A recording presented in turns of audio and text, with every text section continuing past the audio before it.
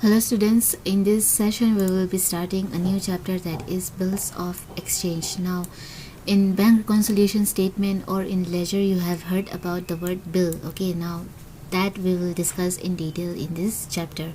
Now according to your reduced syllabus, the topics that we are going to cover under this chapter are definition, features, parties, specimen of bill of exchange, then date of maturity and days of grace, then bill at side, bill after date, discounting of a bill, endorsement of a bill, and at last we will discuss dishonor and noting of a bill. Now let us start today's session.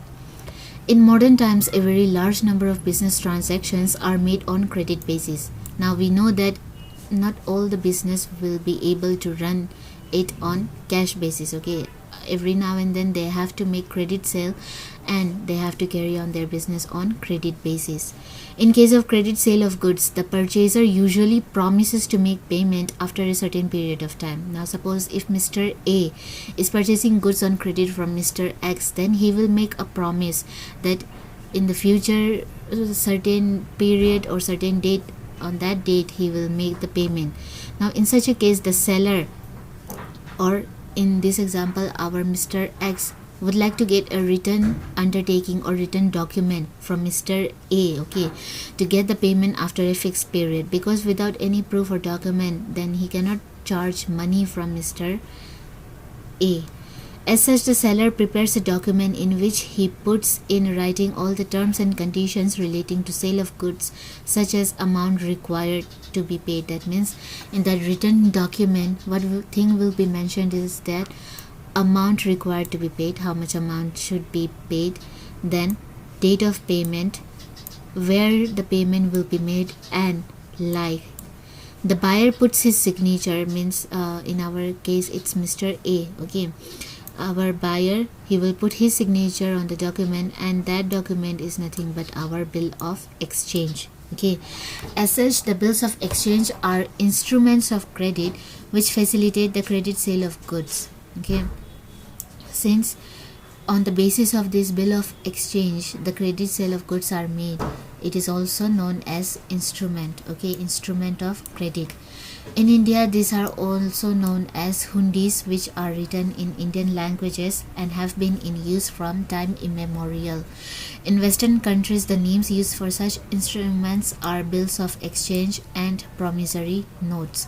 Now since because of this reduced syllabus, we will not discuss about promissory notes. We will be focusing on bills of exchange only, but there are some difference between these two. You can give it a reading. Okay, then the same names are now being increasingly used in India too. All such instruments are governed by Indian Negotiable Instruments Act 1881.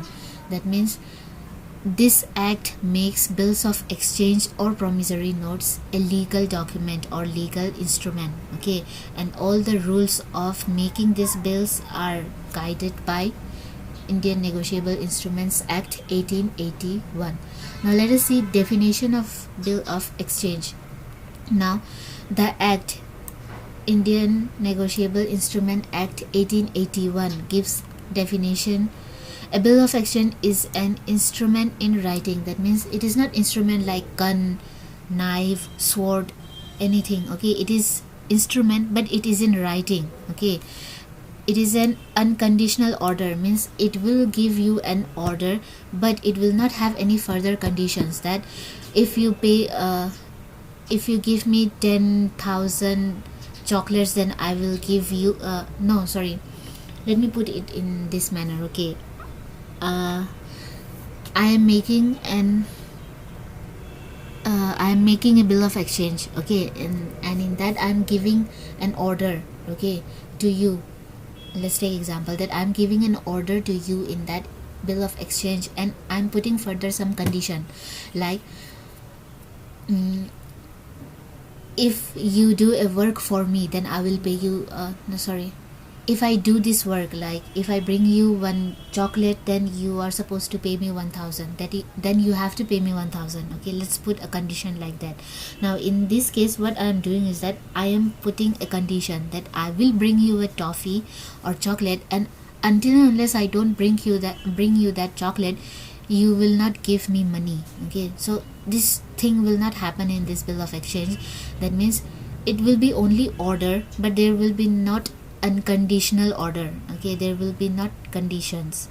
Okay, then this will be signed by the maker directing to pay. Means if I am making that bill of exchange, then it should have my signature. Okay, I am the maker and it will be signed by me, and I am directing you to pay certain sum of money. Means if I am giving that bill of exchange to you, that means I am directing, or I am giving you order to pay me a certain sum of money only to, or to the order of a certain person. Means if I am mentioning that you have to pay 10,000 to Mr. B, that means I am ordering you to pay 10,000 to Mr. B.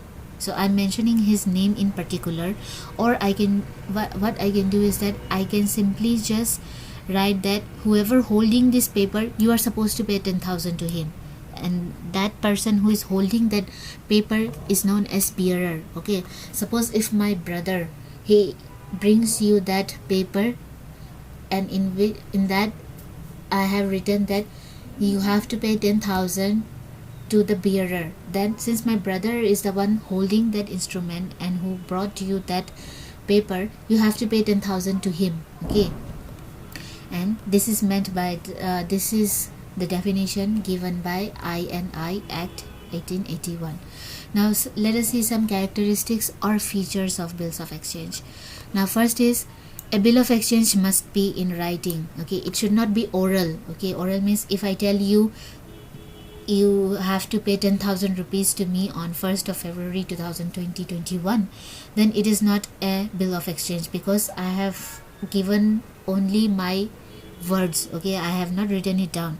So a bill of exchange should always be in writing. It should be a document. Then it must contain an order, not a request to make payment. Means I should not mention like, if you feel comfortable then please pay me 10,000 rupees. No, it should not contain words like this. It should be an order, like you have to pay me, you on this particular date, or on 1st February you have to pay me 10,000 rupees. Okay, it should be an order but not a request. Then that order must be unconditional. Means there should not be conditions. Okay, then next is, the amount of bill of exchange must be definite. Means the amount that is 10,000 that I am mentioning in bill of exchange, it should be definite. It should not say like around 10,000 or whatever amount you feel like you can pay me. Okay, it should not mention like this. It should exactly mention the amount, like 10,000, 5,000.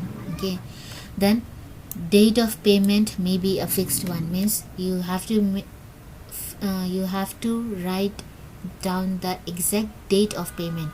You cannot say you have to pay me in the month of March, because in the month of March we have 31 days. So you have to particularly mention like 15th of March, 16th of March, like that.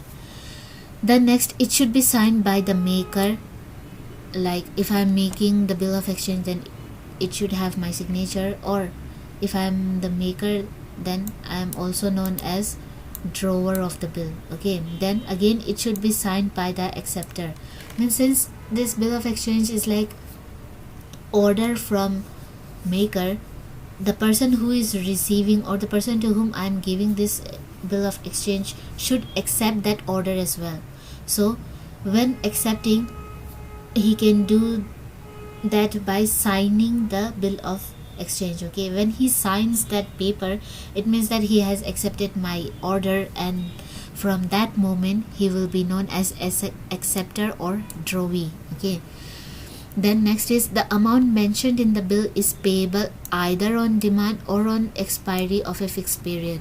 Means there will be some particular period mentioned in the bill of exchange. So either I can write like you have to pay on 1st February 2021, or you can mention like after 2 months you have to pay me that amount. Okay, so how to calculate fixed date and date of maturity, that also we will discuss. Okay, then next, the amount is payable either to the bearer, like means the person who is holding that bill of exchange, that amount may be payable to him, of the bill or to a specified person. If I have mentioned Mr. A in bill of exchange, then you have to make the payment to Mr.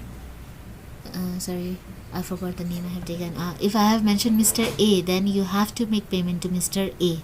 Okay. Then it bears stamps then according to its amount. Means in India we have certain stamps regarding the value of the document. Okay, so according to the amount there will be stamps available in the post office, and each bill of exchange should have stamps according to the amount mentioned in that paper. Then let us discuss about the parties to bill of exchange. Drawer means no one but the maker. Okay, maker of bill of exchange. Now he is the seller or creditor.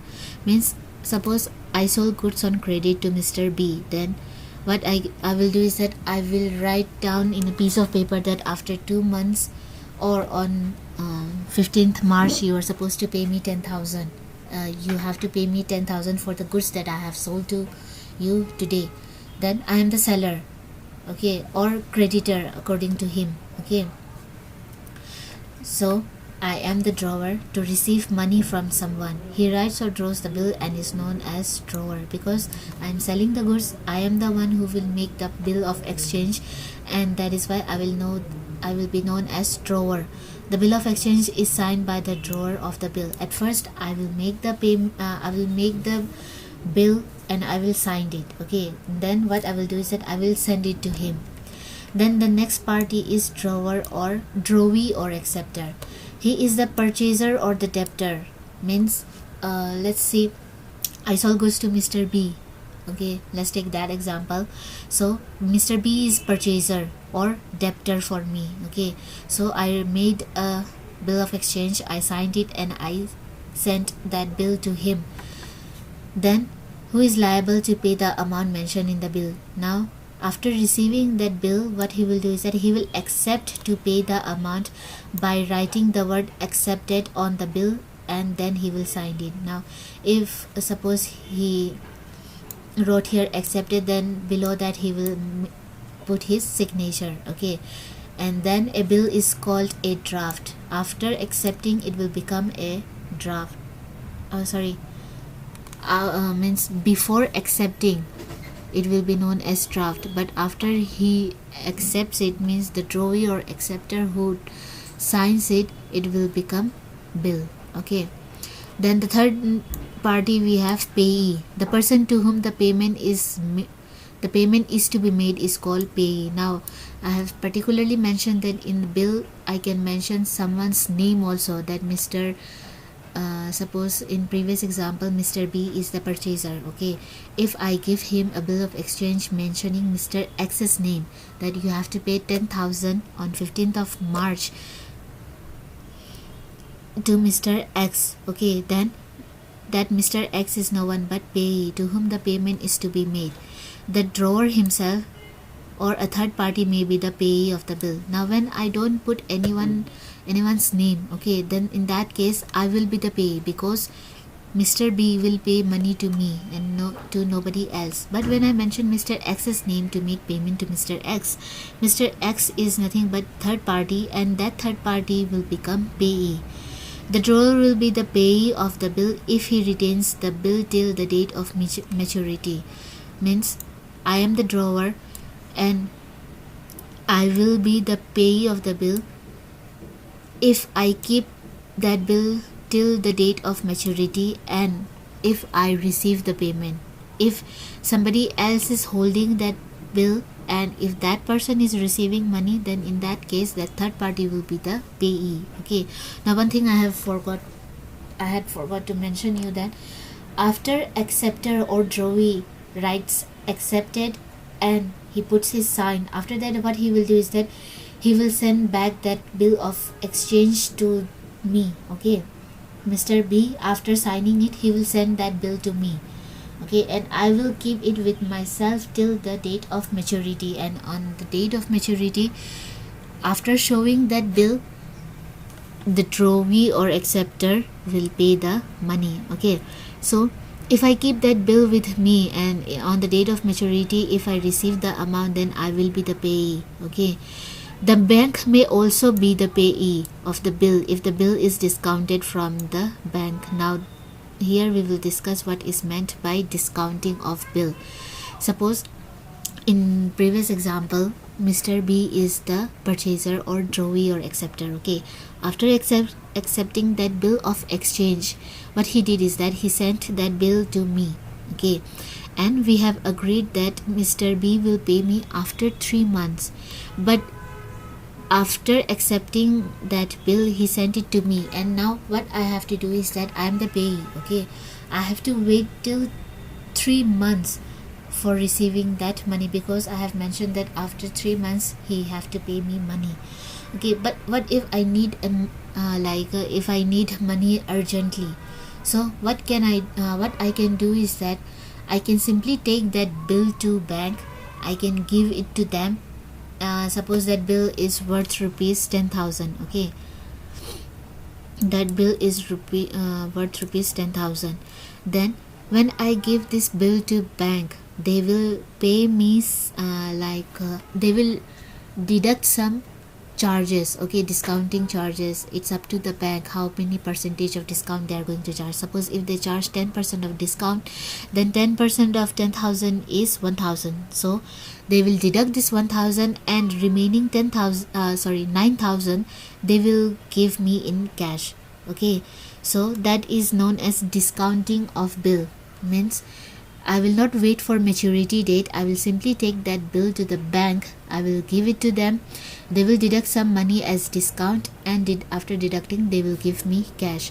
So the bank, what they will do is that, suppose today is 15 January. Okay, I took that bill to bank on 15 January. I got cash today, but bank, what they have to do is that, since in that bill 3 months time was there, so they will wait for 3 months, and after 3 months, January, February, March, April, in the month of April, they will send this bill to the acceptor. Okay, like Mr. B. In our case, Mr. B is the acceptor.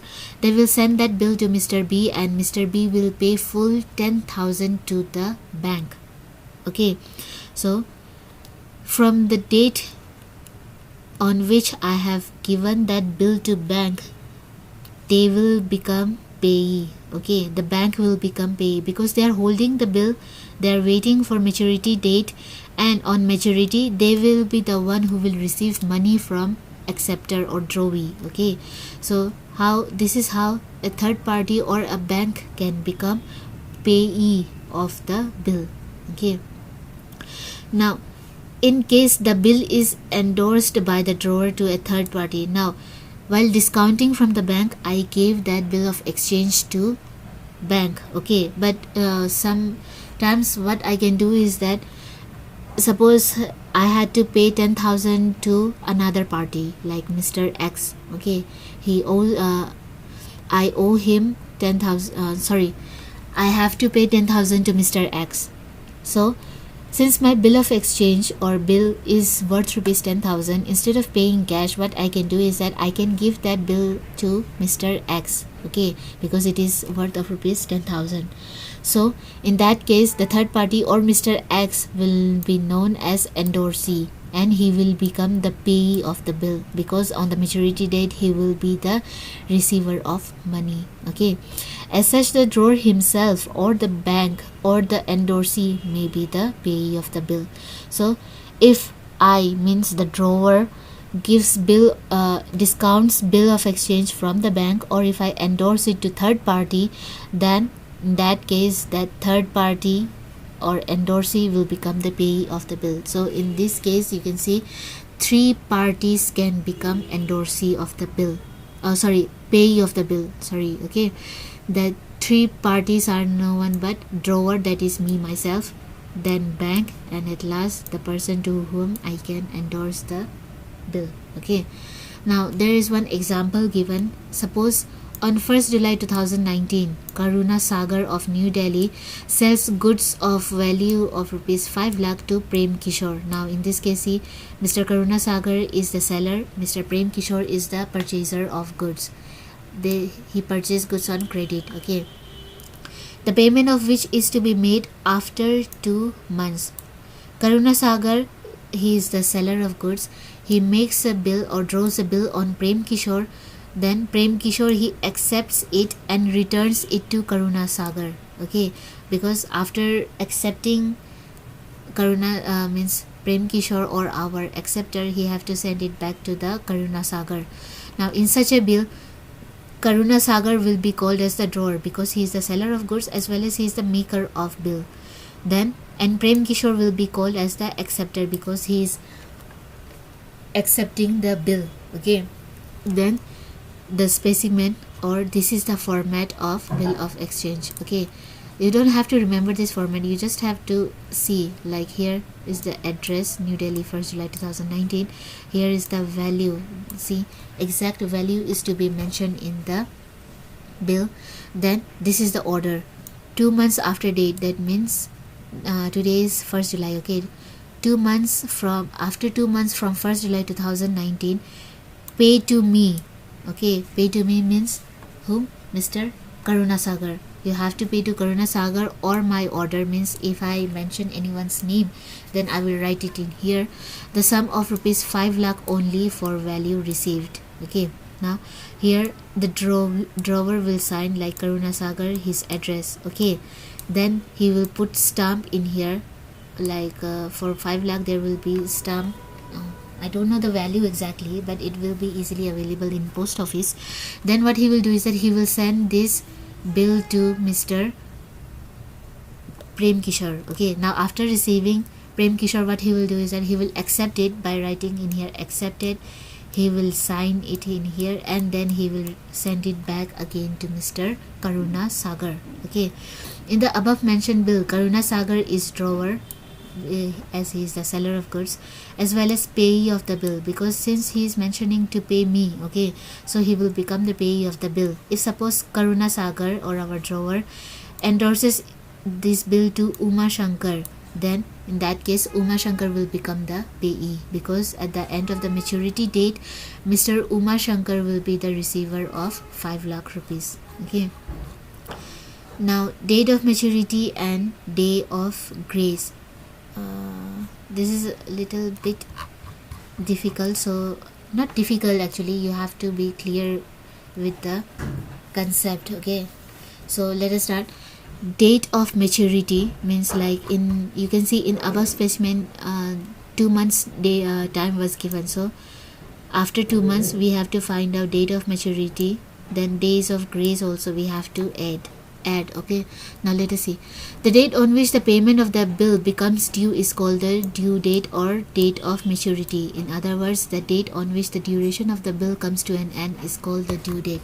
Now if you see in this specimen, 2 months after date means today is 1st July, so 2 months after 1st July will be 1st August will be after 1 month, then September, on 1st September these 2 months will be over. Okay, so that will become due date or date of maturity. Okay, so while calculating the due date of the bill, it is compulsory to add 3 days. Okay, remember in above specimen we saw that 2 months after 1st July will be 1st September. Then again we have to add 3 days to the period of bill. Now these 3 days are known as days of grace. Okay, now if we add 3 days to September or 1st September, then it will be 2nd September, 3rd September and 4th September. So our date of maturity will become, or due date will become 4th of September. Okay, see, if a bill is drawn on 1st July as we have seen in our previous specimen and is payable 2 months after due date, its maturity date will be 4th of September. Okay, that means after 2 months after 1st July will be 1st September plus 3 days of grace, that is 4th September. Okay, now let us see, there are some rules for calculating date of maturity. What are those? If a bill falls due in those months in which there is no corresponding day, that is 29th, 30th or 31st dates, its maturity date will be the last date of such month. Now for example, if a bill was drawn on 30 January, okay, for 1 month, then after 1 month from 30 January will be 30 February, but we all know that there is no 30 February. Even in leap year we have only 29 February, not 30 February. Okay, so in that case what we will do is that it will become due on 28 February, that is last date of February month, plus we will add 3 days for grace. So after 28 February, 1st, 2nd, 3rd March, after adding 3 days we got 3rd March 2017, because there is no 30 date in February. Okay, you cannot say that since we don't have 30 February we will add last 2 days in the month of March. You cannot do that. Okay, then next point we have to keep in mind is bills drawn on 30th May or 31st May for 1 month will both become due on 3rd July. Means since May month is 31st, May month have 31st 31 days. Okay, we cannot say that June also we have to take 31. No, we cannot do that. If a bill is made on 30th May or 31st May for 1 month, then we will take 30th June as the last date, and that on that 30th June we will add 3 days of grace. Okay, even if that bill is drawn on 30th March or 31st March, 31st May, sorry, it doesn't matter. We will take 30th June as the last date of our maturity period, and we will add 3 days on 30th June. Okay, now there is one illustration. Let us discuss this one. Calculate due dates of the bills in the following cases. Now date of bill is 1st January 2017, then grace period is 2 months. So 2 months from 1st January will be 1st February, 1st March. Okay, plus 3 days, that means 2, 3, 4. So we have 4th March as our days maturity due date. Then next we have 28th January 2017, drawn a bill for 1 month. So 1 month after 28th January will be 28th February plus 3 days of grace, 1st March, 2nd March and 3rd March. That means 3rd March will become our due date. Then next we have 30 January 2017 for 1 month. So 30 January 2017, we know that 2017 is not a leap year, so the last date for February month will be 28 February. Then add 3 days on it, 1st March, 2nd March, 3rd March. So 3rd March will be due date. Then next we have 30th April 2017 for 2 months. So 30th April, 2 months. After 1 month it will be 31st May. Then after 1 month it will be 30th June. So add 3 days to 30th June, it will be 1, 2, 3, 3rd July. Okay, 2017. Then next we have 30th April 2017 for 3 months. So 3 months after 30th April will be 31st May, 30 June, 31st July. Then add 3 days, that is 1st September, after July we have August. Okay, sorry,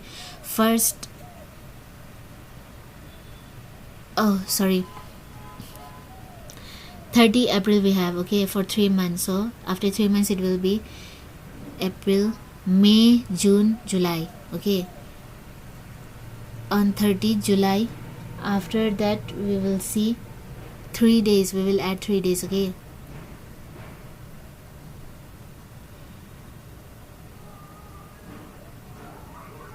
first 30 July, then 31st July, 1st August, then 2nd August.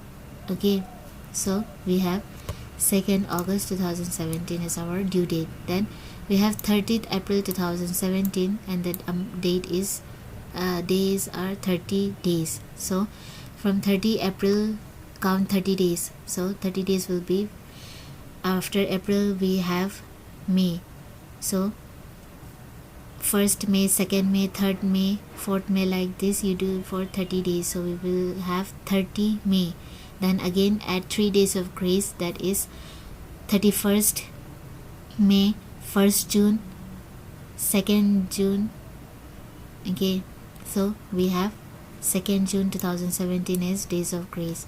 Then on 1st December 2016, so for 60 days, so count for 60 days from 1st December and then add 3 days of grace, so we have 2nd February 2017.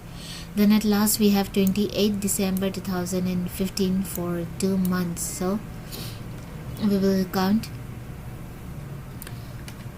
20 after 2 months, that means 28 January, 28 February. Okay, then add 3 days, that is 29 February, 1st March, then 2nd March. So 2nd March is our due date. Now these things you have to keep in mind. Okay, 2016 is our leap year, so there will be one extra date in the month of February. So when our bill becomes due after 2 months, that is on 28th February, then we have to start counting days of grace from 29 February, because we have 29 February in the year 2016. Okay, so that is why we got 2nd March on 2000 we got due date on 2nd March 2016. Now there are some rules regarding due date. If it falls on a holiday, then we have to keep certain things in our mind. So like, if the due date including the days of grace, means after counting days of grace, if that due date falls on Sunday, okay, or a public holiday or gazetted holiday like 26 January, 2nd October, 15 August, okay, or Sunday, then that due date will be supposed to be 1 day earlier. Suppose if after counting days of grace our due date is on 26 January, okay, then we have to take 1 day earlier. That means we have to take due date on 25th January. Okay, the next point is, if the due date including the days of grace has been declared as emergency holiday, okay, not gazetted holiday, not public holiday, not Sunday, but emergency holiday, then it will be, the due date will supposed to be 1 day later. Okay, if a bill falls on 5th July, okay, due date is on 5th July and it was declared as emergency holiday due to the death of a national leader, then we have to take 6th July as our date of due date. Okay, so these 2 points you have to keep in mind, and it's easy. If Sunday public holiday or gazetted holiday, then 1 day earlier. Okay, and if emergency holiday, 1 day later. So keeping these 2 points in mind, you try to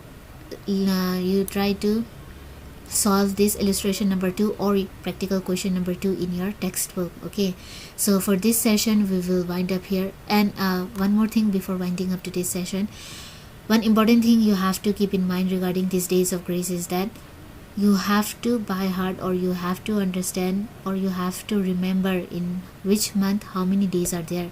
Like in January, March, May, July, August, then October and December, we have 31 days. Then in February we have 28 days except for leap year. Then in the month of April, June, September and November, we have 30 days. These things you have to by heart. Okay, and year also you have to keep in mind which year will be leap year, which year will not be leap year.